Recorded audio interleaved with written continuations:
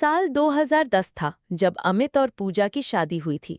अमित एक निजी IT company में सॉफ्टवेयर इंजीनियर था और पूजा एक साधारण घरेलू स्वभाव की लड़की थी जिसने अपनी पढ़ाई के बाद घर की जिम्मेदारियों को बखूबी निभाना शुरू कर दिया था। शादी के बाद दोनों ने मुंबई के एक छोटे से फ्लैट में अपना नया जीवन शुरू किया।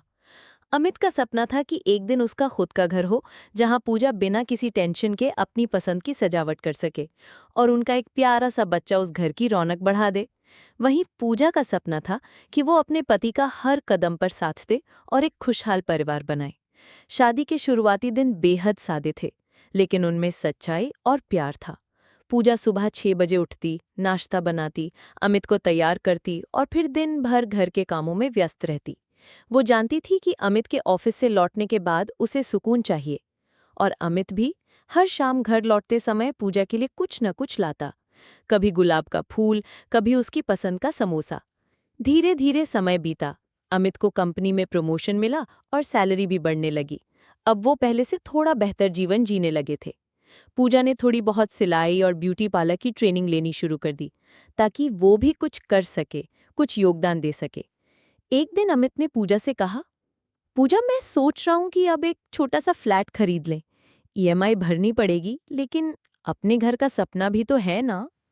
पूजा की आंखों में चमक आ गई। उसने बिना एक पल के देरी किए कहा, हाँ अमित, मैं भी यही चाहती थी। चलो इस सपने को पूरा करते हैं। दोनों ने मिलकर एक छोटे लेकिन सुंदर 2 BHK फ्लैट बुक कर लिया। ईएमआई की शुरुआत हो गई थी और अब खर्च थोड़ा टाइट हो गया था, लेकिन पूजा ने घर के बजट को इस तरह संभाला कि कभी कोई कमी महसूस नहीं होने दी।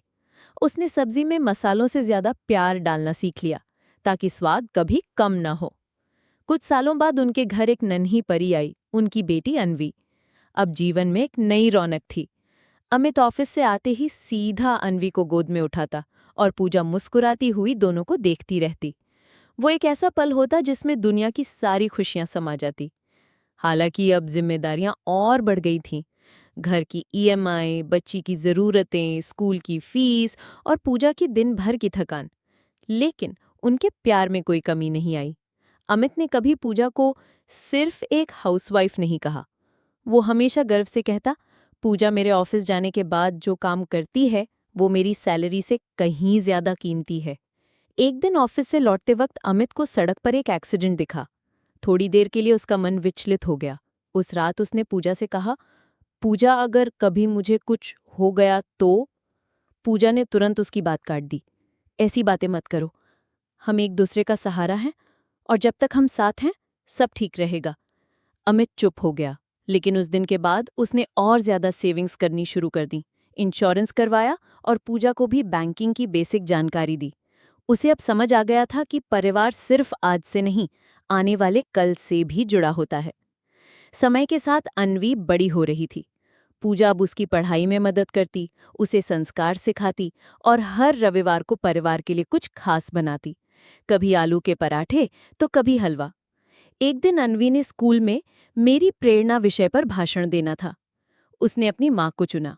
उसने कहा, मेरी माँ घर पर रहती हैं, लेकिन वो सबसे बड़ी सुपर वूमन है। वो मेरी देखभाल करती हैं, मेरे पापा का ख्याल रखती हैं और कभी खुद थकती नहीं है। पूजा की आंखों में आंसू आ गए। अमित ने उसका हाथ थाम लिया और कहा, मैंने सही जीवन साथी चुना है। अब उनका छोटा सा फ्लैट एक बड़े से घर जैसा लगता था, जहां प्यार, समझदारी और सपनों की दीवारें थीं।